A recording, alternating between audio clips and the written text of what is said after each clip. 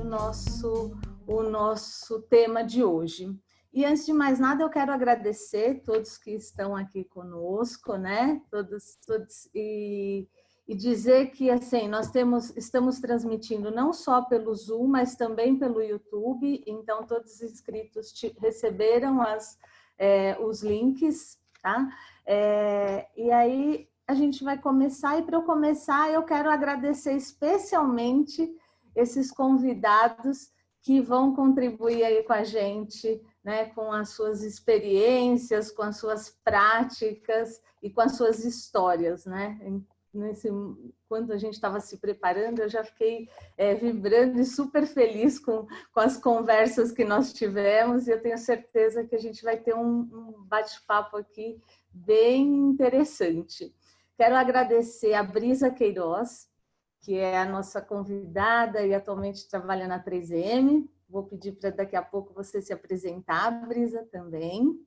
Quero agradecer a Elaine Terceiro, nossa convidada muito especial da consultoria Mais Diversidade, que faz um trabalho aí incrível. Quero agradecer nosso mestre, contador de histórias, né, que é o Fabiano Machado da Rosa, que é sócio e fundador da Petri Machado da Rosa Advocacia. E também quero agradecer ao Lucas Comechin, que é o nosso design instrucional lá na Captiva, trabalha nesse desenvolvimento de treinamentos e vai falar um pouquinho também da experiência. Bom, meu nome é Ângela Cidrão, sou head de projetos educacionais na Captiva Soluções Educacionais e vou mediar esse bate-papo. Vou abrir aqui para a conversa e conto com a participação de todo mundo. E aí vou começar convidando a Elaine para responder uma pergunta, Elaine. Por que em pleno século XXI, e principalmente nesse momento tão especial que a gente está vivendo, é fundamental a gente falar sobre o tema de diversidade e inclusão?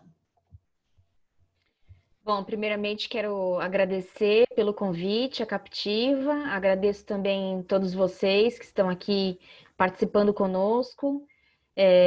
Espero que a gente possa fazer esse bate-papo de uma forma também interativa e me coloco à disposição de todos vocês. Bom, a gente na Mais Diversidade também entende, e estudando também as tendências, aquilo que as pesquisas nos trazem. Esse momento é um momento mais do que nunca, a pandemia ela está intrinsecamente ligada às questões de diversidade, né?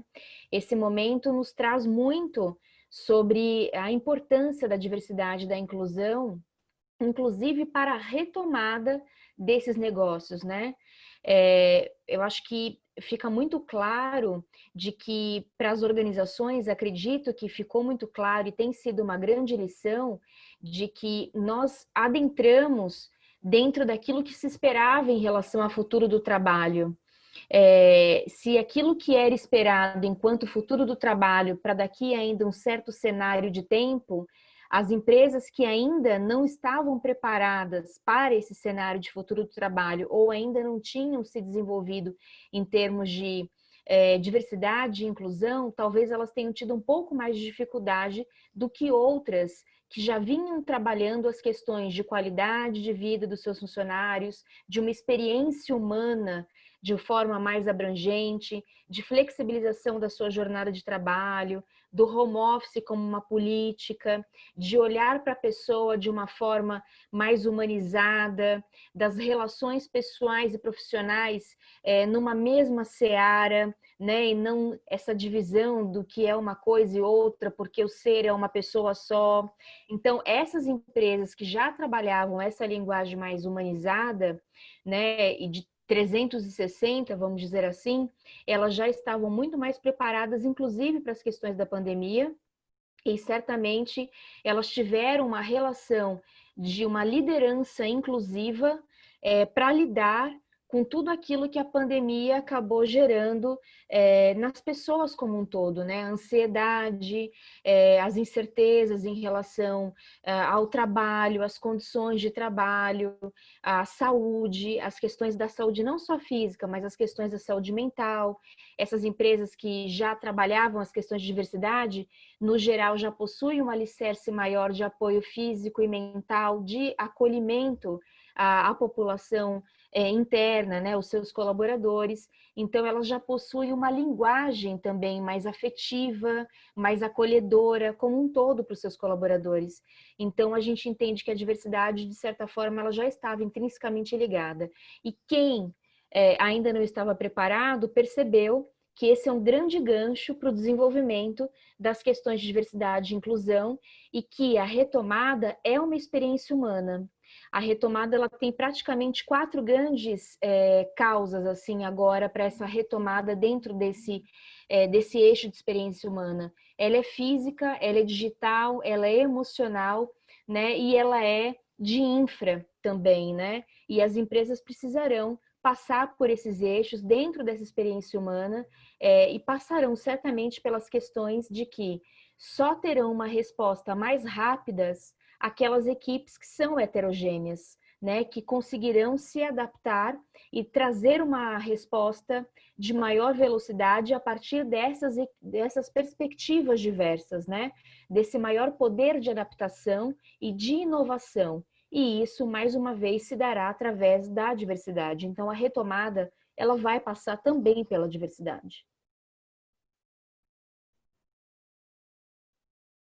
Obrigada, Elaine. Foi acho que um começo aí potente para esse nosso papo. E aí eu vou fazer um link aí com o que você disse, né, das empresas e como elas estão preparadas. E as empresas que estão preparadas, né, têm aí uma força diferente, especial a partir desse momento. E eu quero trazer a Brisa para esse bate-papo, a Brisa que é da 3M, e é uma empresa que está muito conectada e trabalha muito, né, as questões de diversidade e inclusão. E aí eu queria, Brisa, que você falasse da sua experiência na empresa e como que essa colaboração e esse pensamento que a Elaine trouxe para a gente aqui no começo, você vê refletido lá na sua prática do dia a dia. Perfeito. Primeiro, Ângela, eu gostaria de agradecer, né, o convite. Acho que é uma pauta super importante para a gente estar falando. Então, fico muito feliz com a participação do pessoal, né? A gente quer contribuir bastante com conhecimento e acho que eu também vou aprender muito hoje aqui, né? Já vi que estou cercada aí de pessoas que entendem muito do assunto e vão agregar bastante. Em relação a isso que a Elaine pontuou, né? Eu acho que é super importante trazer a questão do momento que a gente está vivendo hoje e como isso também alavanca aí o tema e a pauta de diversidade e inclusão. Quando a gente fala, né, das organizações no geral, e claro que isso tem um espelho aí em como elas estão preparadas para lidar com toda essa situação, a gente traz muito esse ponto da humanização que a Elaine trouxe. Quando você tem uma comunicação humanizada, quando você tem esse approach com o funcionário humanizado, o funcionário ele entende melhor essas situações de mudança e ele cria essa empatia também com o momento que a empresa está vivendo.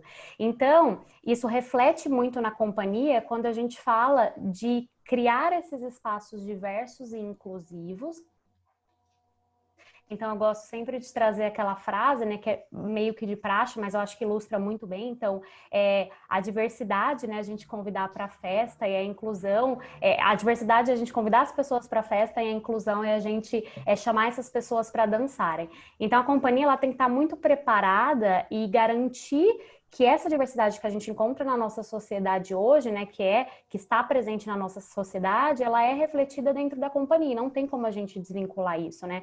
Então a gente traz isso para dentro da companhia, a gente busca criar esses espaços de segurança psicológica, o espaço onde o funcionário ele pode ser quem ele quer ser, ele pode trazer inovação, ele pode trazer criatividade, e isso, né, vai espelhar também na forma com que ele está sendo produtivo dentro da companhia, né? Então, a partir do momento que eu proporciono esse ambiente, que é um ambiente seguro, um ambiente onde a pessoa tem esse interesse de dar o seu melhor porque ela está sendo aceita, porque ela está sendo respeitada, a gente só tem a ganhar, né? Então, o papel da organização é tirar isso só do lado teórico e também trazer isso para a prática, para os seus comportamentos. Então, acho que esse é um ponto crucial. A gente não pode achar que a organização ela está distante, né, do que acontece no nosso meio social. Então, nós somos diversos, né? A forma de trabalhar de cada pessoa é diversa. A gente tem clientes que são diversos, a gente tem líderes que são diversos, a gente tem uma gama de comunidade que a gente precisa considerar na nossa força de trabalho e precisa projetar essas ações para que atinjam a todas as pessoas e gerem a satisfação dessas pessoas.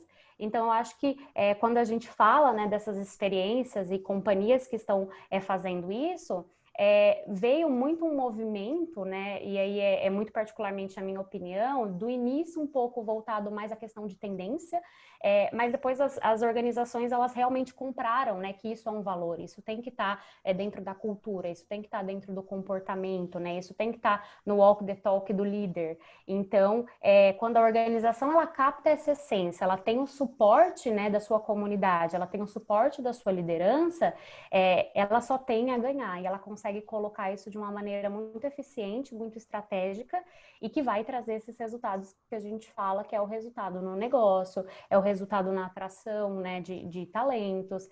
Então, eu acho que isso a gente consegue focar muito, fazer com que a nossa companhia esteja aí proporcionando esse ambiente seguro.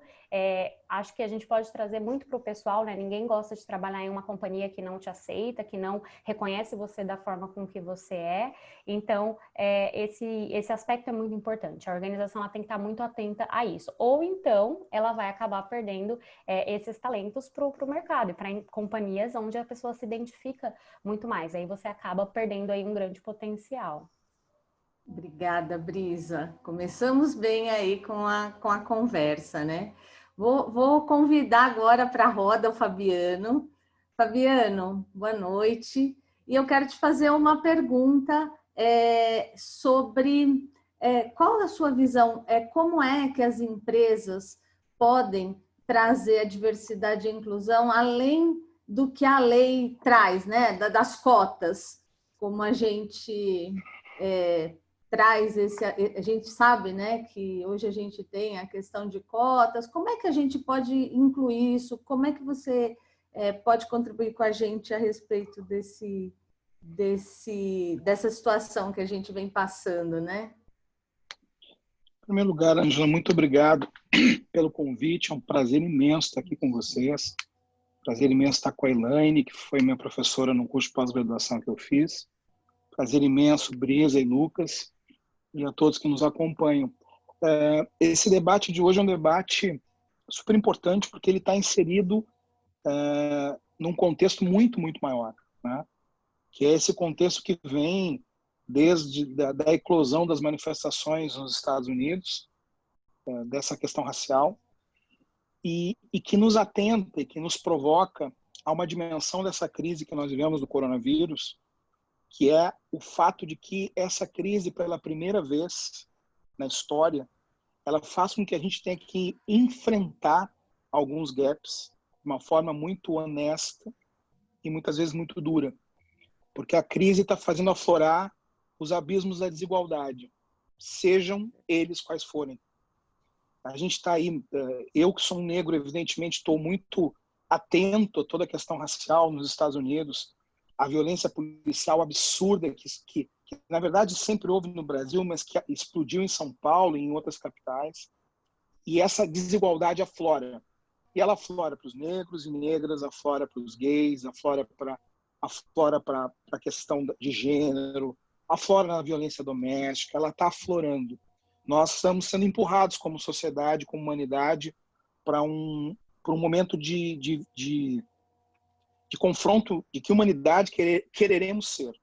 E como o foco desse nosso debate de hoje é o foco corporativo, eu começo dizendo assim de uma maneira muito honesta e direta, minha opinião, me parece um absurdo que nós tenhamos que ainda hoje discutir diversidade e explicar a importância da diversidade, como se ela fosse um favor, ou um fardo, ou uma obrigação, como se ela não fosse um ativo, uma capacidade de potencialização, uma capacidade de ter um ambiente com mais perspectivas, com ângulos diversos, que colabora com a construção e a formulação estratégica de uma companhia, que colabora com a formulação estratégica de novos produtos. Até porque quando a gente pensa em design thinking, a gente sempre pensa que ele começa por uma pergunta e não tem boa resposta sem boas perguntas, e boas perguntas são feitas a partir de olhares diversos.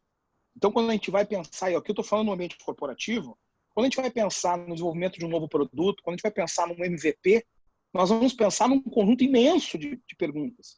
Então, um conjunto imenso de cenários, um conjunto imenso de problemas a serem resolvidos. Não é à toa que a gente brinca com aqueles post-its coloridos para mostrar justamente a diversidade dos problemas, das soluções, num fluxograma, num workflow que vai fazer com que a gente encontre, como organizações, como empresas, como empreendedores, soluções para problemas concretos. A diversidade é um absoluto ativo. Por que nós não vemos como um ativo? Por que nós não vemos como uma potencialidade? Por que nós não vemos como uma riqueza das nossas organizações? Porque as nossas organizações são estruturalmente racistas. E aí, quando eu falo racistas, eu estou falando do racismo contra o negro e a negra, eu estou falando do preconceito de gênero, eu estou falando com o preconceito à orientação sexual LGBTQI+, eu estou falando do termo diversidade, que parte de uma premissa de que aquele ambiente tem um dono legítimo que permite que outro entre naquele baile. E eu não vou criticar aqui, Brisa, de maneira nenhuma, essa frase do baile, da dança, mas eu não quero ser convidado para o baile e eu não quero ser chamado para dançar. Eu quero organizar o baile, eu quero cantar no baile, eu quero servir, eu quero cozinhar no baile, eu quero rir no baile, com a tranquilidade de que eu sou parte dele, eu sou dono dele. Por quê? Porque eu sou pessoa. Enquanto nós não entendemos que isso é um ativo, nós vamos ainda ficar, e ainda precisamos ficar, não há dúvida disso, o caminho ainda é muito longo.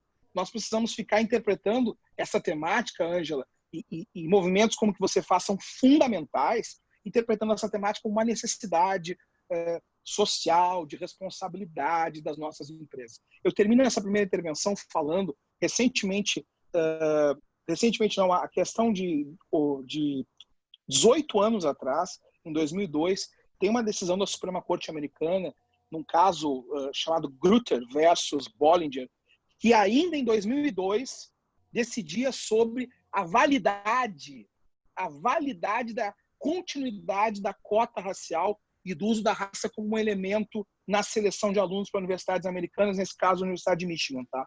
E na decisão, a ministra da Suprema Corte Americana, Sandra Day O'Connor, ela fala de uma maneira absurda que do seguinte, ela diz, faz só 25 anos que nós criamos a política afirmativa. Eu gostaria muito que daqui 25 anos a seleção fosse neutra do ponto de vista do elemento racial. Mas para isso é importante que nós continuemos nessa caminhada. Por quê? Porque teremos mais advogados negros, médicos negros, arquitetos negros, engenheiros negros, e não só negros brilhando no basquete, e brilhando no futebol, e na música, etc.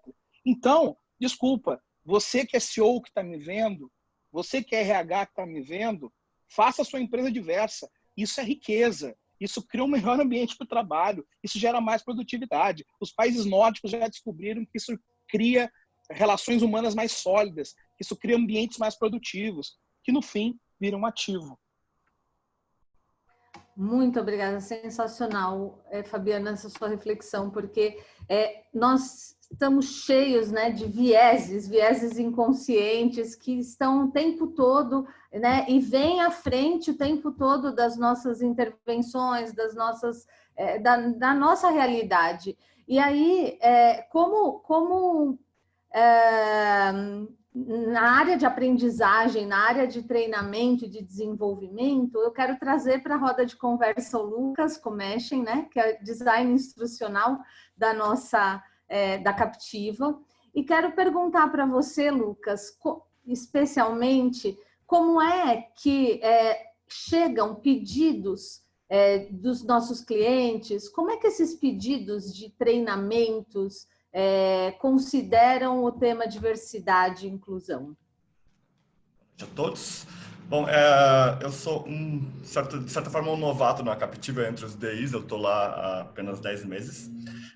Mas nesse curto tempo, eu já notei uma demanda considerável de treinamentos corporativos que abarcam o tema da inclusão e da diversidade.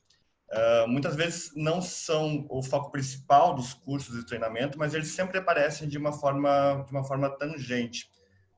Por exemplo, eu já vi diversos cursos voltados ao código de ética e conduta, onde se reforça a questão de práticas, da proibição de práticas de bullying, de assédio ou de práticas de não discriminação e tudo mais. Às vezes os treinamentos que são voltados para colaboradores que trabalham no atendimento ao público também trazem essa marca. Recentemente eu fiquei muito contente porque eu fiz um trabalho grande para uma empresa do ramo de estética e numa certa parte do treinamento falava do cadastro de clientes e esse cadastro já tinha, por exemplo, a inclusão do nome social, que era voltado para pessoas trans. E todas as colaboradoras que são orientadas a trabalhar com esse público, elas têm esse cuidado, então elas vão sendo preparadas para esse ambiente diverso, né? Então, de certa forma, parece que a pauta ela já está solidificada, o que é positivo. Mas nós sabemos que, na prática, nem sempre os ambientes eles correspondem a essas realidades da diversidade, né? Um outro ponto que me chama a atenção também é que, raramente, os clientes eles mostram uma preocupação com questões de acessibilidade no que se trata de pessoas com deficiência, né? Então, eu acredito que isso tem duas razões principais. Uma que, eventualmente, aumente o custo do produto, porque exige novas tecnologias e outros recursos. E outra que talvez essas empresas não tenham a necessidade de ter esse material porque elas não têm em seu quadro pessoas com essas características. Então, isso é algo que a gente tem que refletir, né? De toda forma, eu acho que o quadro atual tem apontado para um aumento de consciência com relação a essas questões, mas a gente sabe que a prática ainda vai exigir muito da sociedade como um todo. Obrigada, Lucas. Elaine, como é que quando você leva essa discussão para as empresas, como é que quais são os pontos principais para que uma empresa que queira abrir espaço, se tornar uma empresa de fato inovadora, que trate de diversidade e inclusão de uma forma natural, que use, né, o seu espaço e a sua força para esse desenvolvimento, que eu considero um desenvolvimento humano e social, o que é que a gente olha, o que é que essas empresas precisam se perguntar para se tornarem empresas diversas e inclusivas? Então, a gente entende que treinamento é algo muito importante e fundamental, mas ele precisa estar alicerçado numa estratégia de fato, né?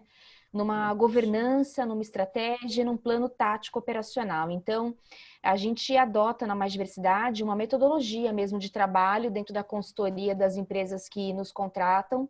Então, primeiro precisa ser estabelecida uma governança que tenha, de fato, um patrocínio efetivo da alta hierarquia da organização. Isso precisa realmente vir dele, não pode ser dele ou dela, não pode ser algo, por exemplo, um projeto de recursos humanos, pode ter uma iniciativa de recursos humanos, né, por ser algo muito caro a recursos humanos, né, algo muito próximo de recursos humanos, mas isso precisa estar familiarizado, precisa ter o patrocínio e o apoio da alta hierarquia dessa organização, né? Então, precisa ter esse patrocínio de toda essa organização, começando pela sua principal pessoa, porque senão realmente fica fadado a ser um projeto de RH e não um processo de fato de um processo como cultural, de uma jornada cultural dessa organização e multidisciplinar, né, que passa por toda a organização, por todas as áreas da organização, né? Então, a gente sugere primeiro que isso seja revisitado, uma governança, a instalação de um comitê que seja um comitê representativo em diversidade, representativo no sentido multidisciplinar, e que esse comitê esteja, de fato, numa relação ali hierárquica com essa alta liderança, né? A CEO, o CEO dessa companhia e também os diretores e vice-presidentes, né? Então, instalado esse comitê dentro dessa governança, vamos então estudar qual é o cenário dessa empresa, pesquisas de satisfação que ela tem, os seus dados demográficos, pode ser feito um diagnóstico, um censo, mas a gente precisa identificar através desses dados, desses subsídios, quais são as dores, né?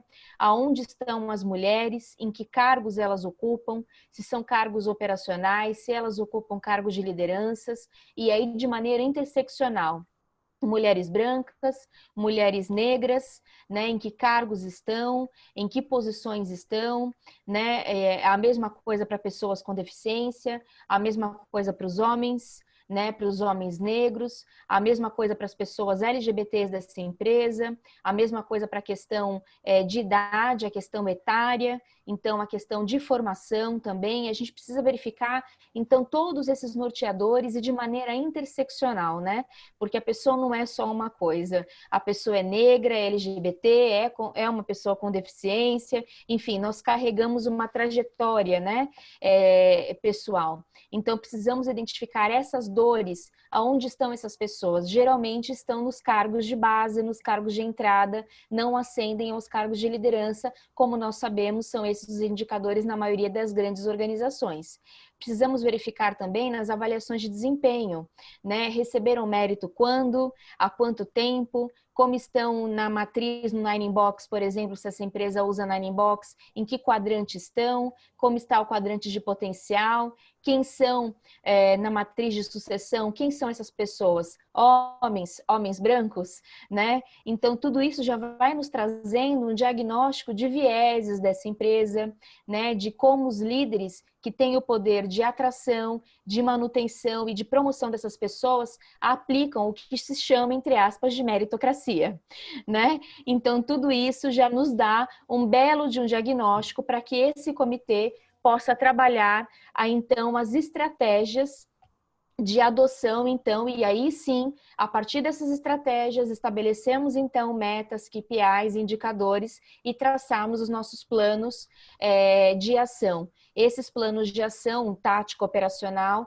a gente pode envolver grupos de afinidade ou não, a gente sugere, enquanto metodologia, que sim, né, para poder engajar mais e mais pessoas da companhia a trabalharem em prol do programa de diversidade, porque assim nós vamos ter mais e mais pessoas a respeito desse assunto e assim aculturando para essa mentalidade aqueles que são céticos, aqueles que são resistentes, inclusive.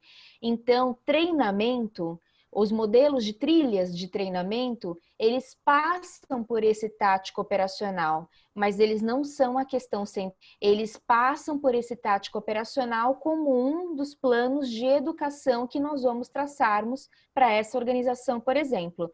Mas não é só isso. Veja todo um processo que a gente tem que mapear e então estruturar para que seja realizado. Obrigada, Elaine. Eu acho que eu conecto muito a sua fala com a fala do Fabiano, né? Então, como é que a gente traz essa realidade já de uma estrutura estratégica, né? Às vezes a gente começa lá pegando uma parte do meio da pirâmide eu quero fazer um treinamento sobre diversidade, só que esse treinamento não conversa com a minha realidade, com a minha estratégia. E aí eu quero comentar, né? Eu ando por muitas empresas fazendo treinamento e certa vez fui fazer um treinamento, cheguei na empresa, antes de entrar na sala, a sala fora, né? Na sala, a parede de fora da sala do corredor, das salas de treinamento, tinham painéis lindos, incríveis de diversidade, né? Com várias fotos e figuras representando, né, essa diversidade. E era um treinamento para alta liderança. E quando eu entrei na sala, eu vi nem nada, né, da liderança ali retratada na parede dentro da sala. né? Era uma sala completamente fora, né? E que denunciava toda a diversidade que ainda não estava dentro, né? Então, que ainda está no discurso, que ainda está no que a empresa né, procura e quer mostrar, e muitas vezes com uma vontade, garra de fazer isso, mas que ainda não reflete a realidade ali dentro, né? E aí, inclusive aí, diga, Ângela, Fabiano. tem algumas armadilhas que a gente tem que ficar atento. Exemplo, sem dar o nome do banco, mas foi Lógico. nacionalmente conhecido, dois grandes bancos com os programas de trainee, aquela foto, todos os jovens brancos, etc, etc, etc.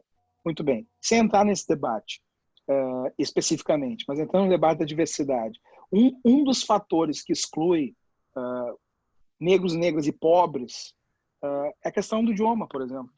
Quando você coloca o corte do idioma, do inglês, objetivamente, você exclui naturalmente. E a empresa não se dá conta que ela pode estar excluindo um gênio, alguém brilhante, porque aquela pessoa não teve nenhuma oportunidade de estudar inglês antes, né? E aí a gente fala muito de meritocracia num país como o Brasil. É ridículo. Eu faço muito assim. Esses dias eu estava dando uma palestra, eu disse para as pessoas assim, Ângela, você, quando vê a Olimpíada, você vê aquele atleta de alto desempenho, quando acaba a prova, ele ganha a prova, Brisa, ele faz um antidoping. Por que ele faz um antidoping?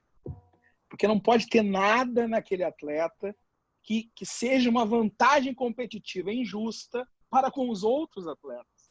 E se ele é pego no antidoping, tiram-lhe a medalha, o que é justo. E nós aplaudimos aquilo de uma maneira incrível. Eu gosto de ciclismo. Olha o que aconteceu com o Lance Armstrong. Pego no antidoping, o maior de todos os atletas de ciclismo, e ganhou várias vezes o Tour de France. Ele perdeu os títulos, porque ele foi pego no antidoping. Qual é o cerne disso? É que naquele momento se identificou que a competição foi injusta, por um outro fator. Então, para alguns elementos, nós somos tão rígidos em criar elementos de igualdade na competição. Para outros, não. Honestamente, me falar de meritocracia, quando a gente sabe muito bem que as crianças das favelas e das comunidades brasileiras, e mesmo da classe C, D e E, muitas delas vão para a escola exclusivamente para ter a merenda escolar, não estão nem aí porque vão aprender.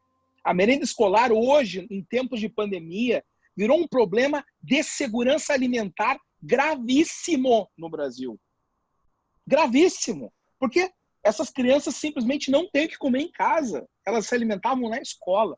E aí, evidentemente, desculpa, ela não vai falar inglês, ela não vai passar num programa de trainee, e etc, etc. E aí, quando você chegar nas próximas empresas, você vai encontrar ali o quê? A mesma foto. Mas quando você chega numa mesma empresa, isso é muito interessante. Eu advogo na área corporativa há muitos anos. Você chega numa mesma empresa, na matriz, lá na Holanda, lá nos Estados Unidos, lá na França, você encontra diversidade. Pega uma multinacional francesa qualquer e entre no C-level e no nível diretivo dela lá em Paris. Você vai ver cheio de mulheres, você vai ver negro, você vai ver gente de origem árabe, você vai ver PCD. Por quê? Porque existem mecanismos não vou usar a expressão check and balance, mas de balanceamento para permitir que a gente consiga chegar na igualdade e na equidade, que são conceitos distintos. Aqui não tem. Então, aqui nós ainda vamos continuar chegando nas empresas e em nível de trainee, que formará um novo nível executivo das empresas no futuro. Você vai ver quem? Os mesmos jovens, as mesmas famílias, repetindo esse ciclo. Isso é uma armadilha. É que nem aquele filme de James Belushi, lembram? Feitiço do Tempo. É o Feitiço do Tempo. E é por isso que a gente sugere só para realmente... dizer uma coisa, tá? Viu, Elaine? Eu não sou vitimista, tá? Quem está me vendo aqui, eu não sou vitimista e eu odeio mimimi. Nós temos que olhar para frente. Agora, olhar para frente sem reconhecer as armadilhas é no mínimo burrice, gente. É isso aí. E obrigada, é por isso que a gente sugere muito, Ângela, que os programas de estágio, os programas de trainee sejam uma grande porta de entrada dessas oportunidades hoje, com esse olhar de diversidade, sabe? Porque se a gente não iniciar isso desde a base, nós vamos buscar vagas representativas para determinados cargos, não tiro o mérito de empresas que fazem isso, porque de alguma forma estão dando oportunidades, mas a gente vai tampar o sol com a peneira, porque de alguma forma isso ainda será algo pontual, né? E o que a gente deve buscar nesses programas e que a gente muito isso na Mais Diversidade, é justamente buscar essas oportunidades desde a base, porque assim você está gerando um pool de profissionais que podem ter uma grande oportunidade de desenvolvimento dentro dessas empresas, né? Então, eu acho que o importante é isso, sabe? Começar com essas oportunidades desde a base. E claro, Desculpa, tem... Perdão. E claro, isso precisa ser revisto. Faculdade de primeira linha, alguns critérios, né? Idioma, faculdade de primeira linha, enfim, tem alguns critérios que obviamente precisam ser verificados, né? Junto a essas companhias e que nesses programas de estágio e trainees, evidentemente, a gente precisa rever. Ótimo, Elaine, me ocorreu, desculpa, Ângela, só para dar um exemplo, me ocorreu aquela experiência quando o Itamaraty flexibilizou na seleção do Instituto Rio Branco a questão do idioma, e foi uma polêmica terrível, porque todo mundo dizia, como é que pode um diplomata não falar inglês? É óbvio que tem que falar algum idioma estrangeiro, não há dúvida. Mas a decisão foi, o idioma, a língua inglesa não era mais eliminatória na seleção. Não é excludente. Então o aluno poderia passar, o aluno poderia cursar o Instituto Rio Branco e teria um período para fazer a proficiência na língua estrangeira. Sim.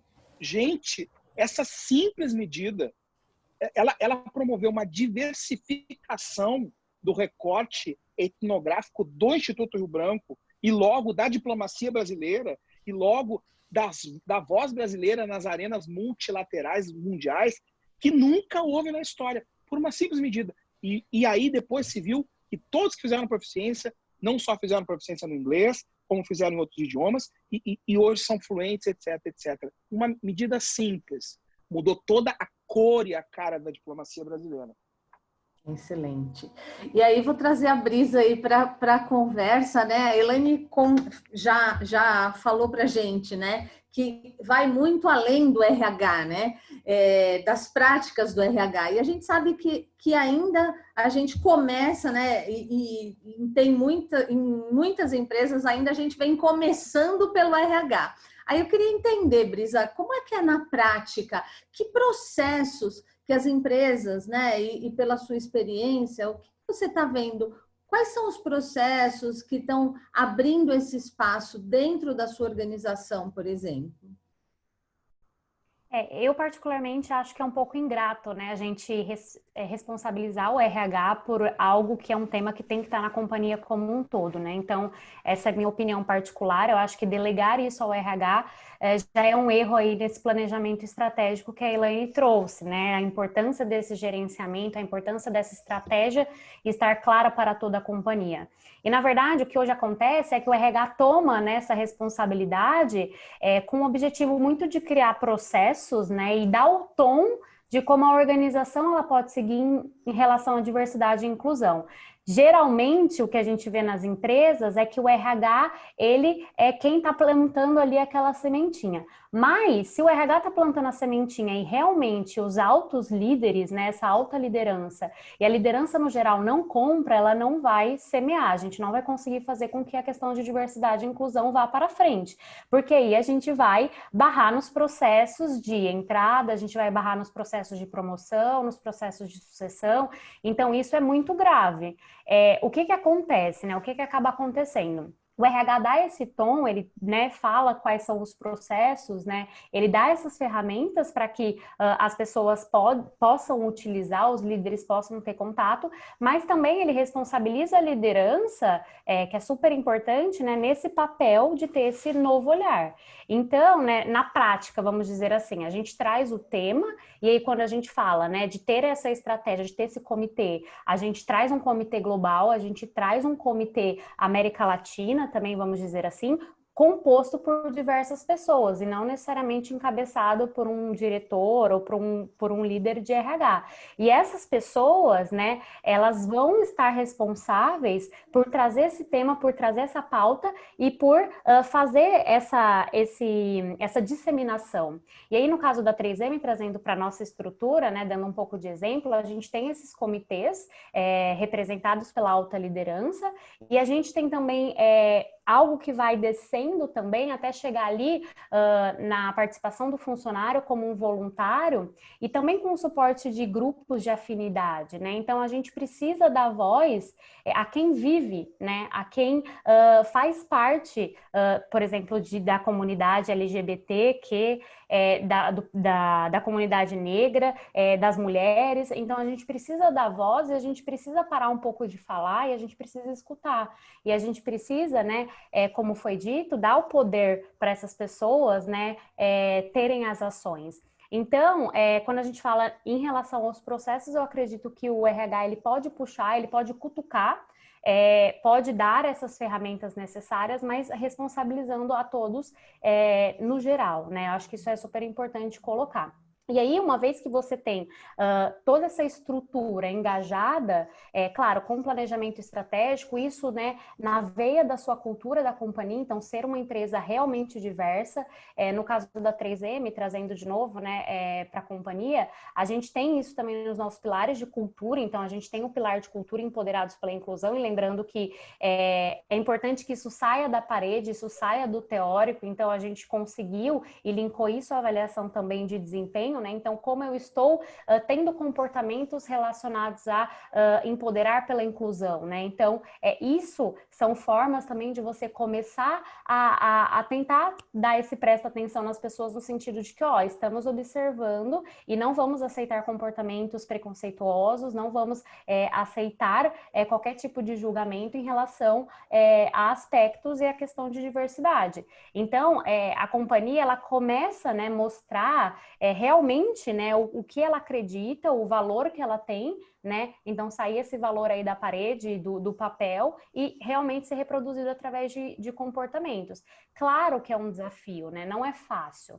Se a alta liderança não compra, é difícil, né? Se as pessoas não acreditam, é difícil. E aí eu sinto que o RH, né, e o que a gente vê muito é o RH tentando implementar isso, colocando, né, ali em treinamentos, o que é super importante, as pessoas precisam se educar sobre os temas, muita gente tem medo de falar sobre, né, então eu acho que é bacana trazer através da educação, é bacana colocar sempre em pauta, a gente precisa deixar esse tema em pauta. Isso é feito de vários processos, né? E de várias formas. Então, nos processos de RH ali que a gente tem, então, uma flexibilização, porque a companhia não pode se comprometer em desenvolver essa pessoa em um idioma internamente. Isso é algo que pode muito acontecer, né? Desenvolver esse talento. Então, como nos treinamentos também você traz a pauta, como você permite que os treinamentos sejam acessíveis a todas as pessoas, como você faz a comunicação dos seus produtos para a comunidade. Então, está sendo uma comunicação diversa. É muito comum você entrar numa companhia, ter aqueles bancos de imagens, aquelas reproduções, né, que não tem nada a ver com a população mesmo que está ali dentro. Eu acho que todas essas formas a gente precisa, além de responsabilizar, colocar a pauta, né, de uma maneira que as pessoas tenham esse contato e também fazer com que as pessoas se sintam muito confortáveis em trazer também isso para a companhia, né, os funcionários no geral. Acho que tem que ser uma construção em conjunto, a gente precisa estar construindo junto, o que é super importante para no caso das empresas que estão iniciando mais, né, em relação a isso, que elas possam começar a engatinhar. A gente tem, com certeza, empresas bem avançadas no tema, que são referências, né, e que atraem pessoas muito diversas. Então, tem companhias que têm dificuldade de atrair, né, a questão das comunidades LGBT, pessoas negras. Então, você tem que olhar para a sua companhia e falar, por que eu não estou sendo atrativo para essas diversidades? Então, acho que todo esse diagnóstico que a Elaine comentou, né, todo esse olhar, a gente precisa olhar para dentro, fazer esse raio-x e entender em que processos a gente pode conectar isso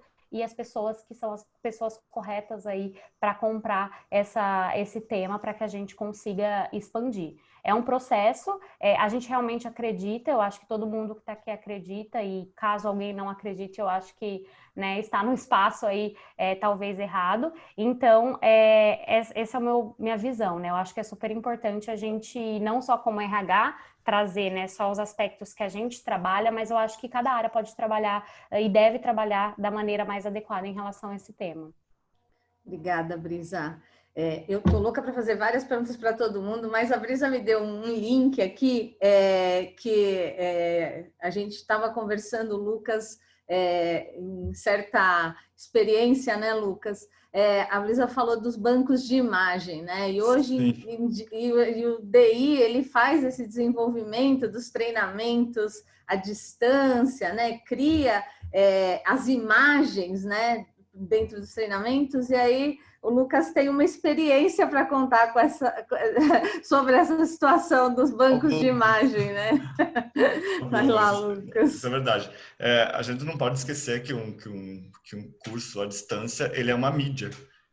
E como toda mídia, ele tem que estar tratando de temas como diversidade. Por mais que esse não seja o objetivo do curso em si, nós precisamos naturalizar a presença de, por exemplo, mulheres em cargos de liderança, pessoas pretas em cargos de liderança, a presença de portadores de deficiência, famílias homoafetivas, famílias interraciais. Então, quando a gente elabora um material, mesmo que essa não seja uma diretriz do cliente, a gente tem essa proatividade de dar esse tratamento para o material. E na maior parte das vezes isso é bem aceito pelos clientes, né? Eventualmente já houve casos de cliente reclamar de imagens ou porque queriam uma mulher menos preta, por exemplo, para ilustrar o material. Isso dói muito quando acontece. Aí a Brisa falou com relação a bancos de imagens. Um problema que eu vejo hoje em dia é que a maior parte desses bancos de imagem eles são estrangeiros, né? Ou europeus. Então, mesmo que a gente trabalhe, mesmo que tenha uma diversidade ali, não é a nossa diversidade brasileira que está bem representada, né? E se você vai procurar, por exemplo, brasileiro ou brasileira, vai vir uma chuva de biquíni e praia nas imagens, o que é terrível, um estereótipo, né? E nem eles se representam bem nesses bancos de imagem muitas vezes. Se for pensar, outro dia o caso que eu comentei com a Ângela, eu queria uma pessoa gorda numa situação positiva para ilustrar um material, um banco americano. Praticamente todas as imagens que me viam com essa busca eram ou de pessoas comendo sanduíches gigantescos ou de pessoas em cenas bem-humoradas na academia. Eu não encontrei um homem gordo de terno e gravata, por exemplo. Então, essa é uma dificuldade que ainda existe para ver como a gente ainda precisa aprimorar essa questão. E a gente está falando... Pode falar, Lucas, desculpa. Que a gente tem que pensar que quando uma pessoa recebe o material, quando ela se vê representada ali naquele curso, eu acho que a experiência dela de aprendizagem ela vai se dar de uma forma muito mais eficiente, né? E para aqueles que não pensaram no assunto, também começam a naturalizar ou refletir sobre isso. A gente está aqui falando, né, de como esse momento pode nos impulsionar para um desenvolvimento e um avanço, né, ser uma alavanca para um desenvolvimento positivo, mas também existe aí uma possibilidade de que esse momento seja dolorido, porque a gente vai tomar algumas atitudes e colocar algumas situações que podem petrificar, podem solidificar o quanto nós ainda estamos atrasados nessa discussão e na implementação dessa prática.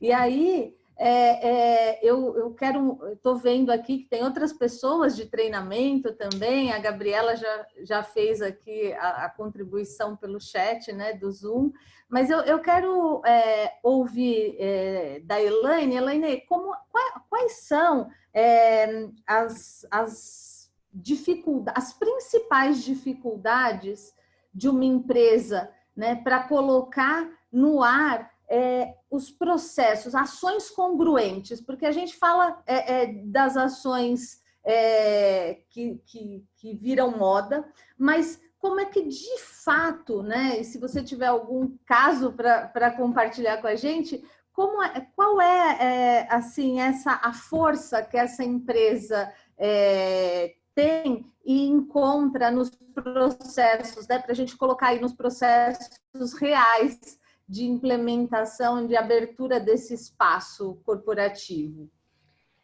Claro, eu tenho sim alguns exemplos, mas eu queria só pegar o gancho do que o Lucas acabou de falar, porque dentro do processo de consultoria, nós auxiliamos também os clientes nessa parte de comunicação. E o que o Lucas está falando é muito verdadeiro, porque as agências, por exemplo, de comunicação interna, que dão suporte aos nossos clientes, as empresas de forma geral, a fazerem a sua parte de comunicação interna em endomarketing, né, para com os funcionários, também utilizam desses mesmos bancos de imagem, né, que são bancos nórdicos, muitas vezes, e que não fazem qualquer referência à população brasileira, né?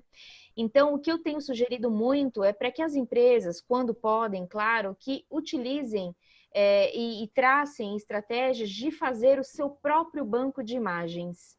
E isso pode ser utilizado a partir dos seus próprios colaboradores, claro, com autorização de uso de imagem, né? Isso tem que recolher termos, etc. e tal, e aí o Fabiano entra na esfera dele jurídica, mas as áreas jurídicas da empresa podem dar suporte para isso.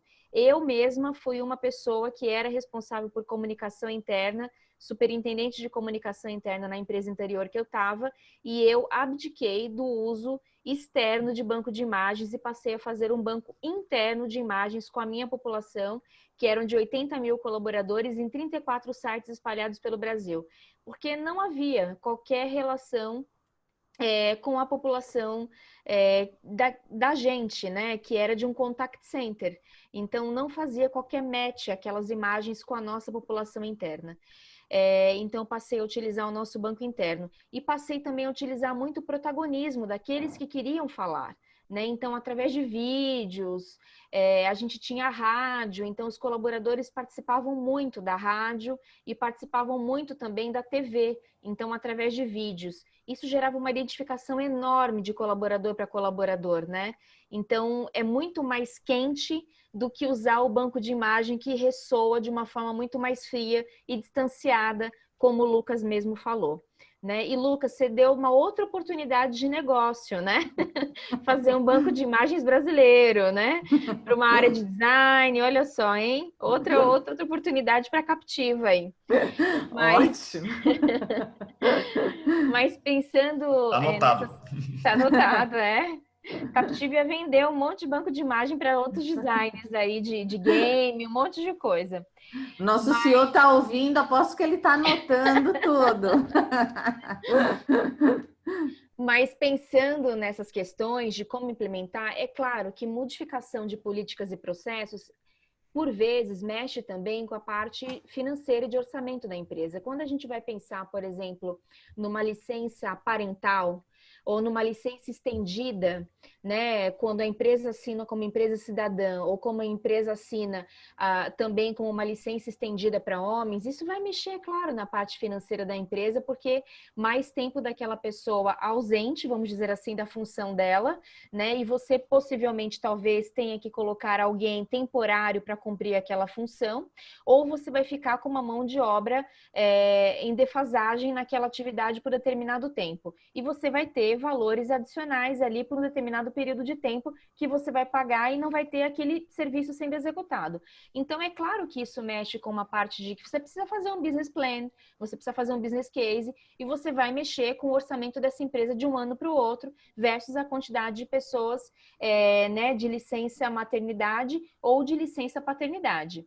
Um outro efeito que a gente vê é que quando essas empresas também estendem a licença paternidade, o estereótipo ainda é tão grande desses pais, ou o receio é tão grande que eles acabam não saindo com a licença paternidade estendida.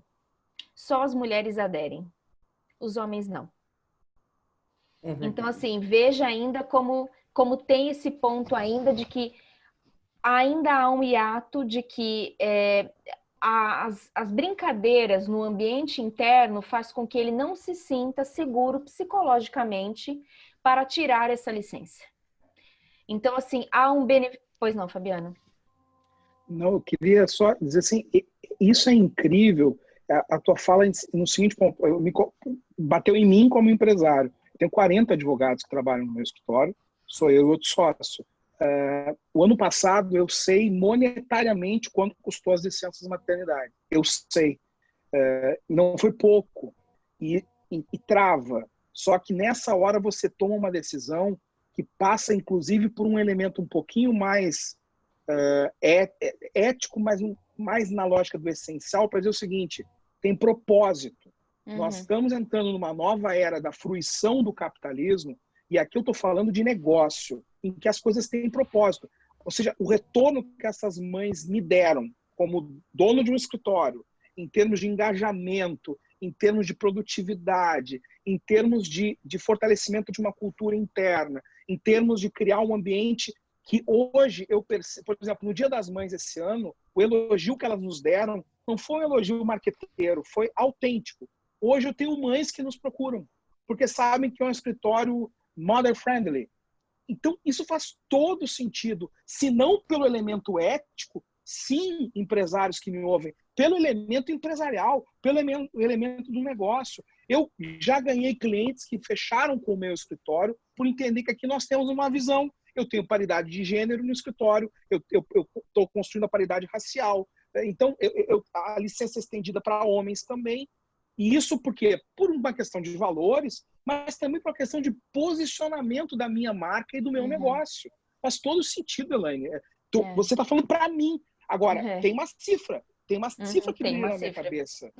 Essa cifra, ela tem que ser introjetada dentro do meu modelo de negócio e compreendido que também é um investimento naquilo que é o mais fundamental numa organização, que são as pessoas. Porque elas geram resultado para nós, como negócio. Profitable. Exato. A gente está falando... Pode falar, desculpa, Ângela. Elaine. Então, não, esse, por exemplo, é um case, né, de que algumas indústrias, eu falo de uma indústria de energia que fez esse business plan, ela tem muitos funcionários no Brasil, ela acabou implantando, mas é claro, é um processo também gradativo, porque mexe com um orçamento também gigante, né? Isso é pesado em termos de cifra, como o próprio Fabiano falou, mas que acaba gerando, sem sombra de dúvida, até a atração de muito mais mulheres querendo trabalhar, como o próprio Fabiano falou, porque, né, enfim, gera ali uma identificação com outras mulheres muito maior, né? Você acaba gerando um valor para essa empresa, né? E também, dentro dessa jornada pela equidade de gênero, uma outra empresa, por exemplo, ela tem uma dificuldade de mulheres para um determinado nível de cargo, porque é uma carreira predominantemente masculina. E aí o que ela tem feito? Ela tem feito escola de eletricistas. Então, ela junto ao seu entorno, ela tem Senac e Senais, ela foi até eles, já havia a formação de técnicos eletricistas há muito tempo, só que essas escolas eram escolas que tinham alunos predominantemente masculinos, e ela foi fazer com eles, então, um fechamento de acordo, né, uma parceria para incentivar mulheres, e essas mulheres passariam a participar do processo seletivo dessa empresa. E hoje, grande parte das técnicas eletricistas da empresa são mulheres que passam por essa parceria junto ao SESC, junto ao Senai e Senac, e são agora as mulheres eletricistas. Então, ela está gerando desde a base as mulheres eletricistas. Ficou só por aí? Não. Ela teve que mexer numa série de coisas. O macacão era um macacão extremamente masculino. E para a mulher eletricista subir naquelas escadas altíssimas que levam aquelas torres de alta tensão, aquilo poderia causar acidentes de trabalho, porque o cavalo é muito maior, não era adequado ao corpo do biotipo feminino. Então, desde a área de compras, é toda uma esteira que teve que ser modificada em compras de lotes, de equipamentos, GPIs, com toda uma adaptação para o biotipo feminino, porque até então tudo era comprado em grandes quantidades para um único padrão. Então, você vê, teve que mexer em toda uma esteira, né? Desde a formação de treinamento teve que ser modificado para uma outra linguagem, desde a entrada, a atração, e eles estão muito satisfeitos com os resultados, porque eles estão dizendo que a aderência dessas mulheres nessa atividade, de não reincidência do problema, tem sido muito melhor do que eles tinham, inclusive, com o gênero masculino. Então, o projeto tem sido da Escola de Eletricistas muito certo. Então, assim, existem muitos mecanismos, mas é claro, tudo requer um estudo, um incentivo e vontade, requer vontade. Como o Fabiano falou lá no começo, né? A gente, para pensar em estratégias, a gente precisa ter perguntas diferentes, a gente precisa partir das realidades diferentes, né? Acho que o Fabiano estava falando isso lá no comecinho. E assim, toda vez que eu entro e leio e discuto e participo dessas reflexões, eu vou aprendendo sempre um pouquinho mais, entendendo um pouquinho mais. É assim que a gente vai crescendo, vai se desenvolvendo, vai trazendo essa realidade para o meio onde a gente está, né? Onde a gente convive. E aí eu trago aqui, né? E chamo a Brisa aqui para contribuir com a gente. Brisa, quais são os indicadores? Porque a Elaine falou, né, e trouxe isso claramente, a Elaine e o Fabiano, que é uma vantagem competitiva, é uma vantagem real de valor, né, para todas as empresas. Quais são os indicadores hoje que uma empresa utiliza para acompanhar se ela está evoluindo com as questões de diversidade? Bom, eu só queria complementar um pouco anteriormente o que a Elaine trouxe, né, para trazer também os cases da 3M. A gente teve também um case onde, se tivesse algum tipo de problema de máquina, né, na manufatura, isso avisava o funcionário com um sinal sonoro, né? A gente percebeu que para surdo e mudo isso não, né, teria como. Então, como eles iam identificar esse problema? Então, foi instalado um sinal visual, né, também aí para essa linha de produção. Então, o banco de dados, o de imagens também, né? A gente fez todo um banco de imagens interno e você vê como as pessoas se reconhecem, se sentem representadas ali na comunicação, né? Então, essa comunicação, ela até ecoa muito mais, né, dentro da companhia. Então, as pessoas sentem essa proximidade, essa humanização. E aí, quando você fala de indicadores, né? São diversos indicadores, eu acho que aí todo mundo pode complementar, mas quando a gente pode partir aí do pressuposto, né, de mulheres em cargos de liderança, negros em cargos de liderança, questão também, né, desses dados aí de faixa etária também. Então a gente ainda tem o preconceito muito grande, né, de alguns líderes, de pessoas que dizem que para a pessoa ser promovida, ela precisa ter uma determinada idade, né, que precisa aí ter essa idade um pouco mais avançada. Então isso ainda é um preconceito. Na companhia também, trazendo outro case, a gente fez campanhas, né, de self-ID também, para pessoas da comunidade LGBT elas pudessem se sentir confortáveis de colocar que são da comunidade LGBT, porque muitas vezes a gente tem dificuldade de mensurar isso, né? A questão do gênero a gente consegue mensurar um pouco mais fácil, a questão da etnia também, né, quando a pessoa preenche ali, mas a gente sentia que faltava algo mais, né? Então, são alguns indicadores aí que a gente pode ver quantas pessoas estão no plano de sucessão, né? Quantas pessoas diversas estão no plano de sucessão. Então, isso também é algo super importante. E aí, que eu estou me lembrando, né, alguns desses que são super interessantes nos processos seletivos, né? Quantas pessoas diversas a gente está atraindo e quantas efetivamente a gente está conseguindo contratar, né? Então, eu acho que é super importante a gente, o RH e a companhia no geral, a gente conseguir captar esses indicadores e conseguir mostrar como as ações que a gente está fazendo muitas vezes estão ecoando, né? Até para a gente ter aí pesquisas, a gente conseguir medir a satisfação dos funcionários, a gente conseguir medir como esses indicadores estão impactando nessa mudança, né, e nessa cultura para que tudo aconteça e que essa diversidade ela seja espelhada para dentro da companhia. Obrigada, Brisa. A gente tem aqui, o pessoal está acompanhando aqui pelo Zoom e a gente também tem um pessoal acompanhando pelo YouTube e vou trazer aqui porque a gente está recebendo vários comentários. Elaine é incrível, né? Inclusão e humanidade, temas que se casam. O pessoal participando, orgulho da Brisa aqui participando e contribuindo com essas experiências que são vistas dentro da organização, né? O pessoal agradecendo o tema, né? A importância, a relevância desse tema, né? E que todas as lideranças, né, que precisam abraçar a causa, né? Não somente o RH, então o pessoal se identificando aqui com o que a gente vem falando, né?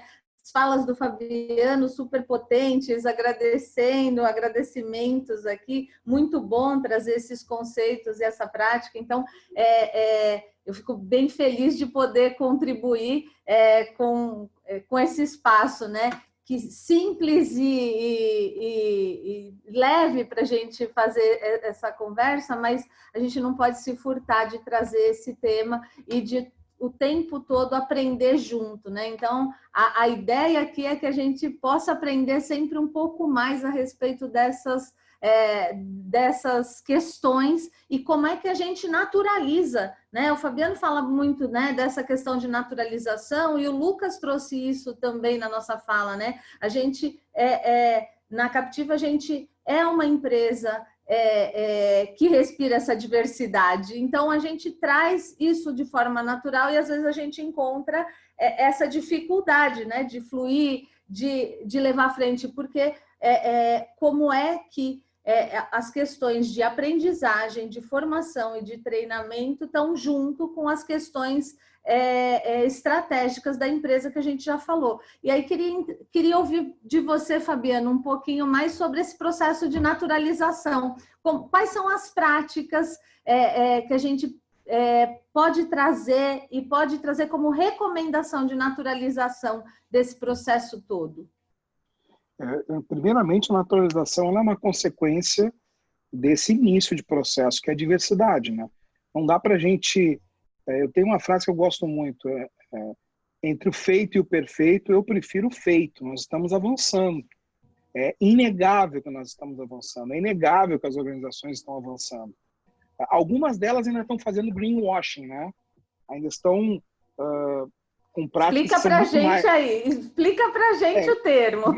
O greenwashing é um termo anglicista, né? Mas que se refere a muito mais as empresas usando práticas de marketing ou de relações públicas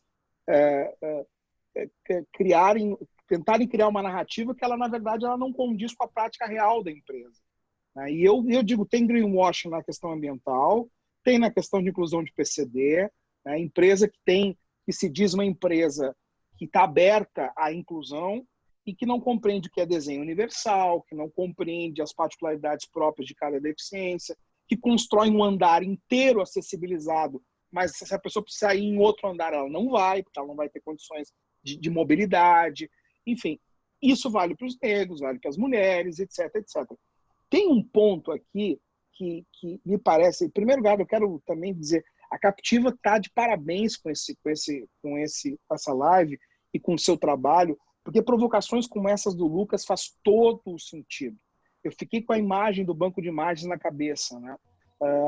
Você não ter uma imagem de uma pessoa acima do peso, obesa, numa atitude, seja ela qual for, num banco americano, em que a gente consegue compreender na sociedade americana qual é a parcela da sociedade americana que está acima do peso, qual é a parcela da sociedade americana que tem obesidade. Significa o quê? Eu não quero vender para essas pessoas? Desculpa. Eu não quero vender para os negros, são 56% da população brasileira. Eu não quero vender para as mulheres. Eu vou continuar fazendo propaganda de cerveja com misoginia e com a erotização e com a coisificação do corpo da mulher. Opa!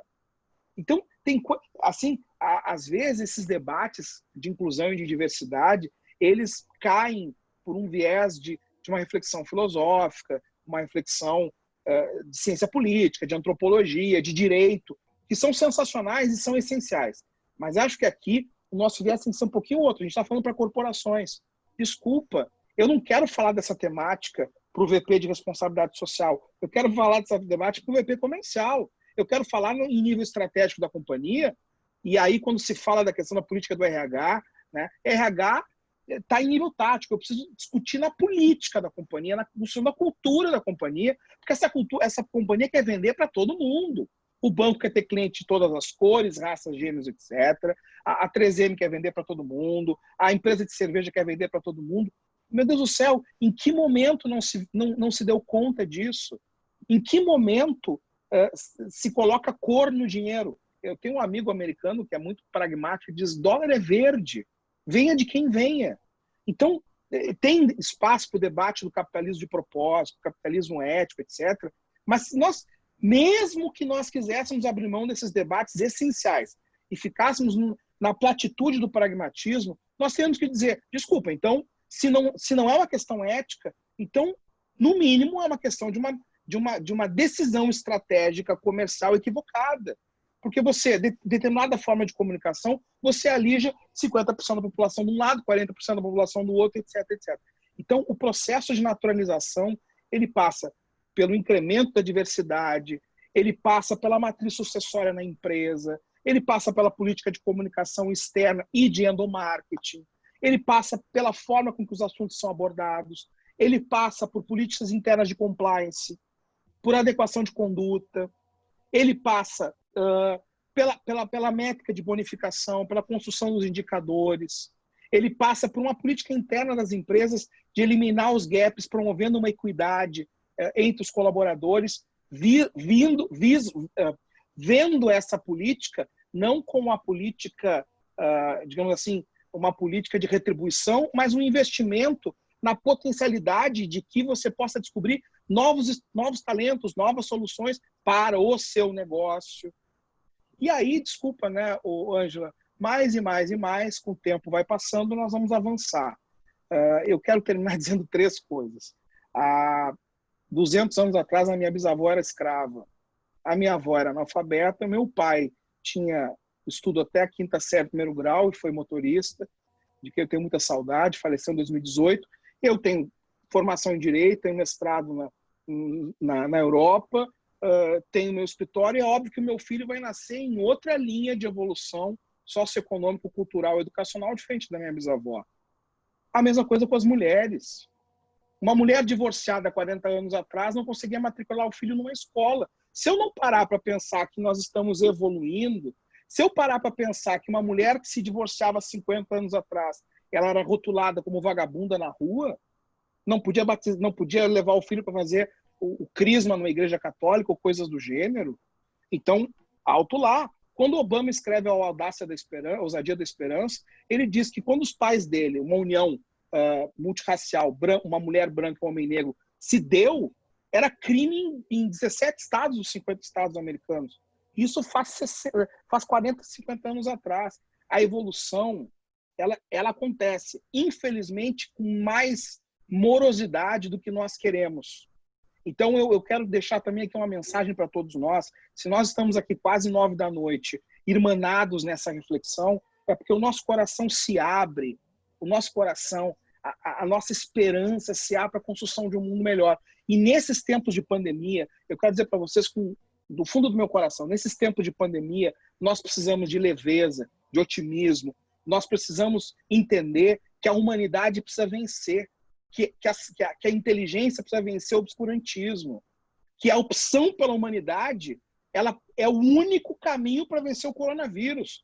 Porque, desculpa, enquanto o coronavírus não for vencido em Paraisópolis, Morumbi não vai dormir em paz. Enquanto o coronavírus não for vencido na Rocinha, no Leblon não vai se dormir em paz. Por quê? Porque é uma doença que não conhece raça, religião, contorno social, nível socioeconômico, orientação sexual. E ela está fazendo que todos nós estejamos agora reclusos, com medo, com sofrimento. Gente, racismo, preconceito de gênero, preconceito contra a pessoa com deficiência, preconceito, seja ele qual for, é uma demonstração de anti-humanidade e, desculpa, do ponto de vista econômico, é no mínimo burrice. Muito bom, muito bom. Obrigada, Fabiano.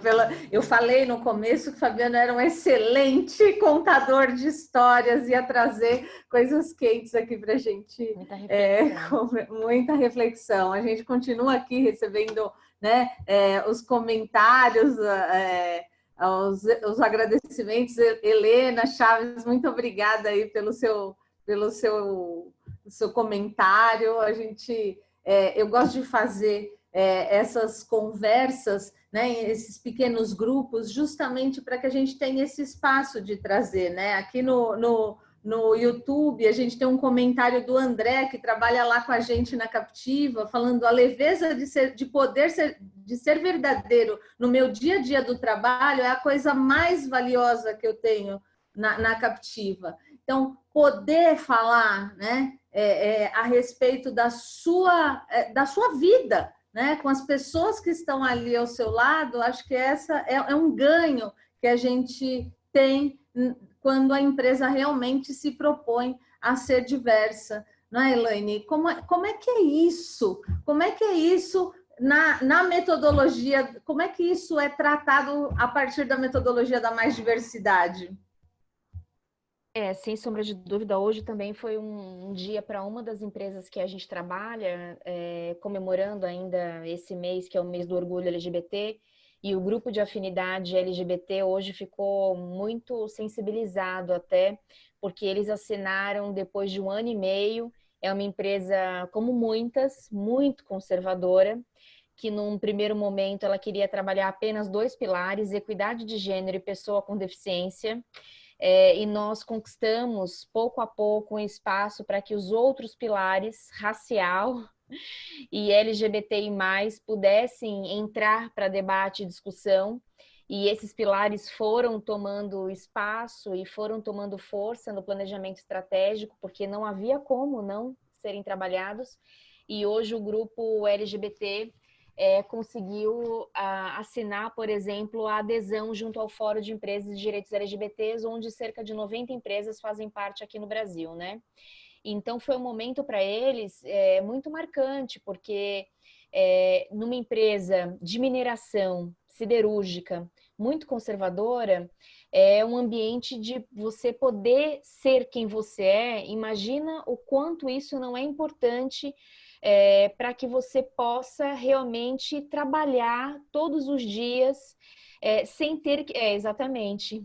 Sem ter que ficar escondendo sua personalidade, o seu comportamento, sem ter que inventar histórias, porque todos nós falamos de nós no café com os amigos, num happy hour, numa hora de almoço, e as pessoas que não têm esse ambiente seguros, né, psicologicamente, com os seus colegas de trabalho, que são ambientes opressores ou que geram, né, retaliações, e por então medo, né, de se exporem, até de perderem o emprego, acabam inventando histórias heteronormativas, né, para se sentirem então adequados, né, em meio aos colegas ou aquele ambiente social. Então eles acabam inventando e se perdendo em meio às histórias, inclusive, que inventam, para que possam se passar como, entre aspas, normais, porque é aquilo que o ambiente acaba impondo a eles. E isso tem um peso psicológico e na produtividade, na performance dessas pessoas. Imagine você sair de manhã todos os dias para trabalhar, não podendo ser, de fato, a sua melhor versão, né? Então, isso, sem sombra de dúvida, gera um peso, um desgaste emocional enorme. Então, hoje foi uma grande vitória para eles, porque é uma conquista de espaço, é uma conquista de visibilidade, é uma conquista de direitos, né? E sem sombra de dúvida, quando a gente vai conquistando esses espaços dentro das organizações, assim como também são as questões raciais, e que vamos conseguindo gradativamente e vendo que os planos, a questão de mentoria reversa, e que a gente vai conseguindo realizar esses planos e nós vamos vendo, né, que as pessoas estão ascendendo, né, que as pessoas estão tendo maior espaço de mobilização. É uma gratificação, assim, enorme do seu trabalho, sabe? Hoje mesmo também eu fiz um outro painel para uma outra empresa, que é uma empresa de adquirência, né, de 2 bancos, e estava vendo mensagens que a pessoa colocou, porque também foi um painel LGBT. Esses painéis são muito sensíveis, porque eu acho que são as pessoas que... porque, veja só, a questão da sua cor de pele, ela está aparente, né? Grande parte da sua deficiência, ela também é visível. O gênero também, em grande parte, ele já é expressivo na sua performance de gênero.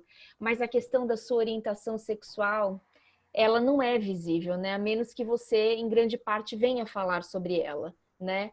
Então, a questão LGBT, tirando o T de trans, né, que é a questão da identidade de gênero, a questão da orientação sexual é uma questão de um sofrimento psicológico muito grande. E o que eu queria trazer para você é que agora na pandemia nós estamos vivendo em grande parte assim momentos muito difíceis também para essas pessoas, porque os ambientes de casa nem sempre são ambientes de acolhimento para grande parte dessas pessoas. Os ambientes de casa, familiares, em grande parte são ambientes extremamente hostis, né? Então você estar em home office para muitas dessas pessoas tem sido um grande ambiente hostil, um ambiente de perturbação mental, um ambiente emocional muito hostil, muito ofensivo para muitas dessas pessoas. E nós temos, dentro dos estudos de psiquiatria, são mais propensas as pessoas LGBTs a terem situações e episódios de depressão e transtornos mentais 4 vezes mais do que pessoas não LGBT. Então, assim, até mesmo a questão de suicídio. Então, assim, isso é muito grave, né? Um outro ponto também dos grupos vulneráveis é a questão da pandemia invisível, que é a violência contra a mulher, né? Isso também aflorou muito na questão da pandemia, né? Então, também nós temos a violência física, a violência verbal, a violência psicológica. Isso também tem aflorado muito. Algumas empresas também, nesse momento, elas estão utilizando, por exemplo, alguns mecanismos de sinais. Então, no meio do home office, junto a uma reunião com a sua liderança, ela coloca um X na mão e ela mostra na câmera um X. E já se retira rapidamente. É um sinal para a empresa de um pedido de socorro, né? Então, são alguns mecanismos que estão acontecendo. O mesmo tem sido realizado em algumas redes de farmácia. Aqui no Brasil, ela mostra um X para o caixa, e o caixa já sabe que ela está pedindo socorro para ele tentar chamar a polícia naquele momento. Então, assim, veja, nós estamos vivendo momentos muito difíceis, né? A população também negra no Brasil representa 70% do empreendedorismo no Brasil. E é uma população que ficou fadada a não poder ter trabalho nesse momento, trabalho se não fosse pelos meios virtuais. Mas é uma população que, em grande parte, é ambulante, estão nas ruas, né? E essa população ficou, em grande parte, sem seu serviço, né? Então, também é uma população que está dentro de casa e sem renda. E nós temos também as pessoas com deficiência, que são pessoas também mais vulneráveis ao Covid, e muitas delas fazem tratamentos ambulatoriais para a sua deficiência, quando deficiências crônicas, por exemplo, e precisam ir ao hospital muitas vezes e se colocam mais em risco. Então, as empresas também precisam, dentro do programa de diversidade, atuar como uma rede de apoio organizacional frente a essas diversidades. Excelente. Eu acho que a gente está trazendo essa discussão muito em pontos muito sensíveis mesmo, e acho que não tem como, né? Quando a gente traz o tema e com pessoas interessadas e interessantes, né? Não tem como a gente fugir dessa riqueza de detalhes e de aprender, né? Como a gente está... Esse tipo de troca é necessário dentro das organizações, se faz necessário dentro das escolas, né? Eu estou acompanhando e estou muito orgulhosa do trabalho da minha filha de TCC, preciso compartilhar, vai ser apresentado na sexta-feira, e traz essa questão de como é que a gente consegue olhar e ver toda essa diversidade que não é uma coisa ou outra, né? Não é uma diversidade setorizada, né? Vamos falar de gays, vamos falar de negros, vamos falar de mulheres. Não é isso, né? A Elaine trouxe isso muito bem em uma das suas falas lá no começo. Nós somos muito mais, né? Nós somos muito mais do que mulheres, nós somos muito mais do que negros, brancos e gays, nós somos muito mais. Então, isso precisa ser trazido e discutido na escola, nas empresas. Nós, das empresas de desenvolvimento, de treinamento, precisamos estar inseridos nessa discussão para trazer esse tema, né, como o Lucas falou, e eu estou muito feliz de poder abrir esse espaço e de ouvi-los, né? E a gente está chegando aí nos 5 minutos finais e eu quero ouvir um pouquinho mais de cada um, né? Ouvir as considerações finais de vocês e assim eu fico eu sei que a gente tem espaço para falar muito mais sobre esse tema, mas eu quero começar ouvindo um pouquinho aí para as considerações finais e espero que a gente possa fazer outras conversas e parcerias aí, aprendendo com vocês. E a gente gosta muito de aprender. No momento que a gente vai desenvolver um treinamento, a gente vai desenvolver uma formação, a gente vai pensar em trilhas, eu acho que é fundamental a gente fazer essas perguntas e se encher dessas questões para poder ajudar, né, aquelas empresas que não necessariamente comecem da forma adequada, né? Como o Fabiano bem falou, melhor, qual é a fala que a gente até falou, melhor feito do que perfeito, né? Então, como é que a gente, da nossa parte, pode ajudar quem está nesse caminho do feito, né? Então, eu quero começar aí com a despedida do Lucas. Lucas, quero te agradecer, e o seu exemplo foi incrível, a sua experiência dentro da Captiva enche a gente de orgulho. Eu queria ouvir aí as suas considerações finais. Obrigado pelo convite, foi uma delícia participar aqui desse encontro com vocês. Contando muito brevemente da minha história, nos últimos 12 anos eu trabalhei com empresas de EAD. Mas no meu passado, 10 anos, eu trabalhei em fundos de investimento, onde os ambientes eram dominados por homens brancos. Então, eram ambientes muito sexistas, prejudiciais a pessoas pretas, gays, de certa forma, e muito prejudiciais às mulheres, porque o assédio era naturalizado nesses ambientes, muito naturalizado. E depois que eu passei para trabalhar saí de uma empresa de um ramo dito tradicional e fui trabalhar com ambientes de produção, de mídia, de educação à distância, foi uma experiência radicalmente diferente. E uma vez que você experimenta isso num ambiente de trabalho com mais liberdade, com menos assédio, com menos bullying, você não aceita voltar para trás. Você acha que aquilo é o que deve ser replicado, aquele deve ser o ambiente onde todo mundo tem que trabalhar.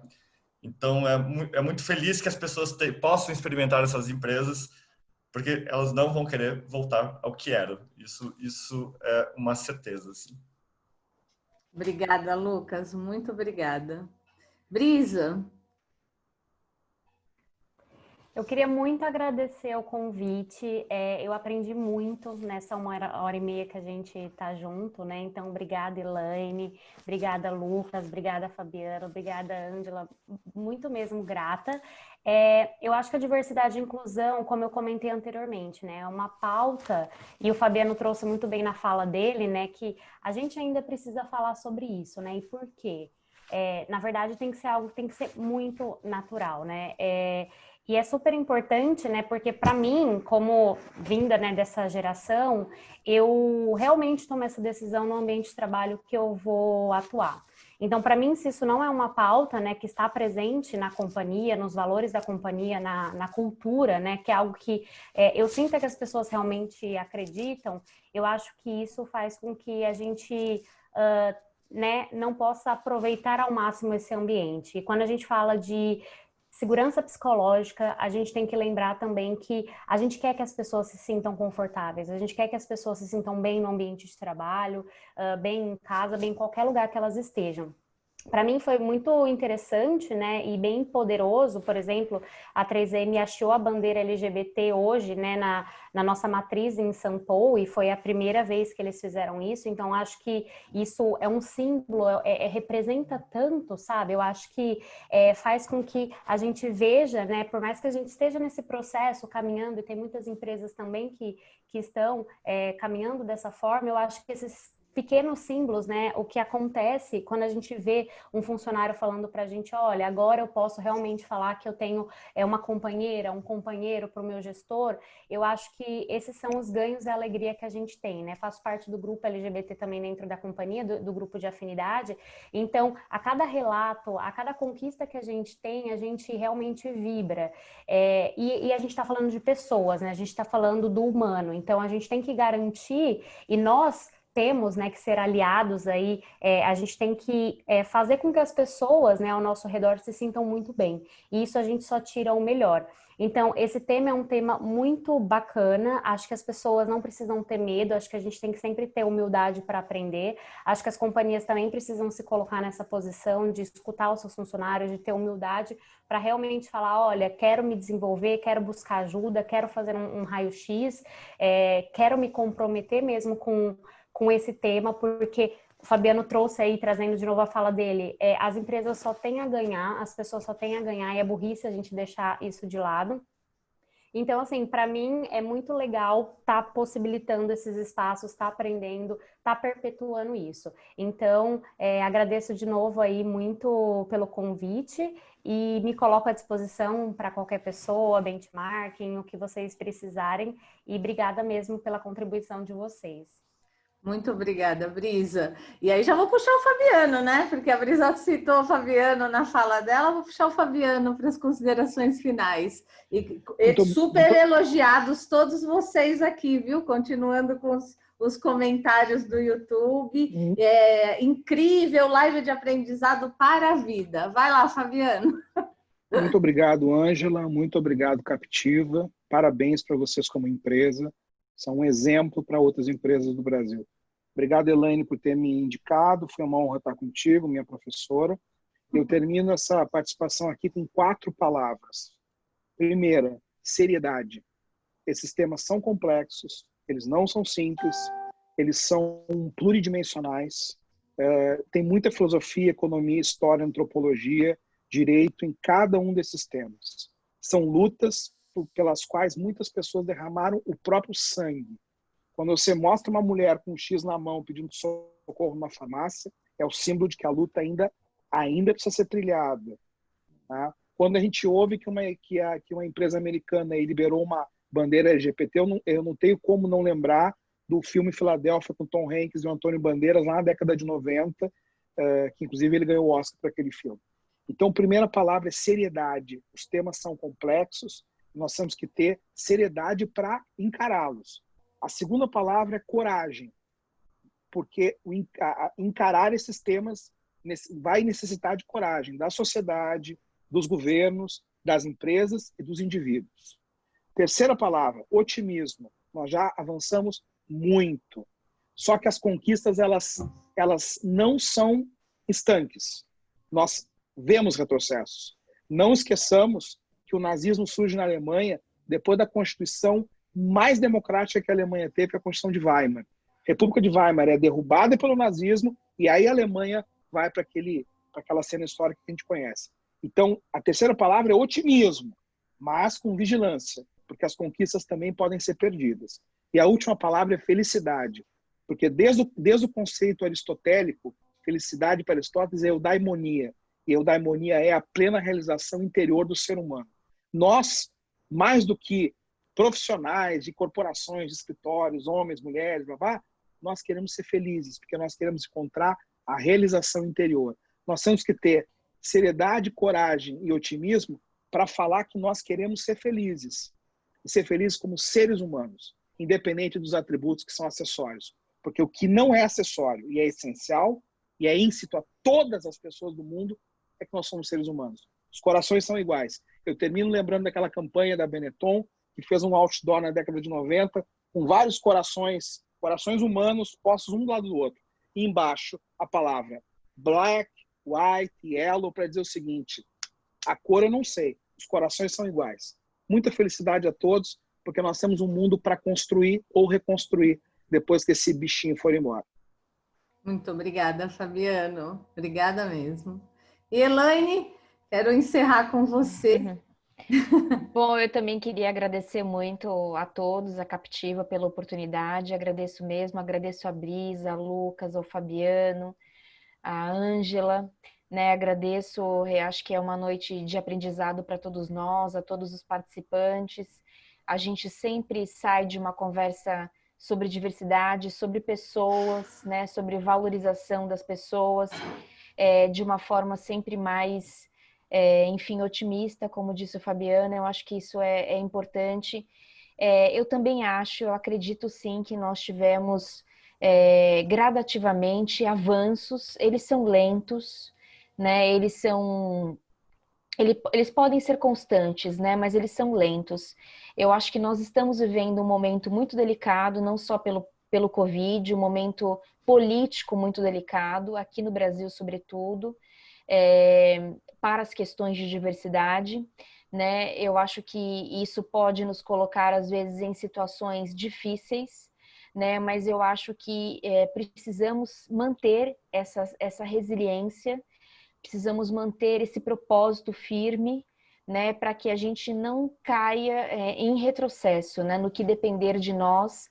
Eu acho que as empresas entenderam e o Covid também acabou fazendo com que as empresas se firmassem nessas questões da inclusão e verificaram, de fato, que a diversidade pode ser, sim, um agente muito facilitador para a sua retomada de negócios. Então, como disse o Fabiano, né, a gente não deveria ter que provar, né, sobre isso. Isso deveria ser uma condição sine qua non. Mas enquanto ainda tivermos que provar através de dados factíveis, números, tudo bem, que assim seja, até que isso se torne um dado de cultura. Muito obrigada, muito obrigada. Quero agradecer a todos vocês. Eu estava ansiosa por esse dia. A gente tem, né, como a Brisa falou, a gente precisa ter coragem para trazer o tema, porque a gente sabe também o quanto a gente ainda está engatinhando, né, em todas essas discussões, e abrir essa discussão numa rede social. Eu acho que tem que ser feito. Nós temos que abrir esse espaço para essas discussões, para esses aprendizados. Eu saio daqui inspirada, feliz pela participação de todos vocês, e espero que a gente possa ter contribuído de alguma forma com todos que estão aqui, e que depois possam ter acesso à gravação desse webinar, que vai ficar disponível lá no canal da Captiva, para que vocês possam compartilhar também. Agradeço muito, saio muito feliz desse encontro e espero que a gente possa ter levado um pouquinho mais de inspiração sobre o tema e aprendizado, porque a gente tem muito ainda a aprender. Obrigada, muito obrigada. Ultrapassamos um pouco o tempo, como era previsto, né? Mas necessário. Obrigada, gente. Agradeço todos os comentários aqui. Obrigada. Boa noite. Pessoal. Boa noite. Boa noite.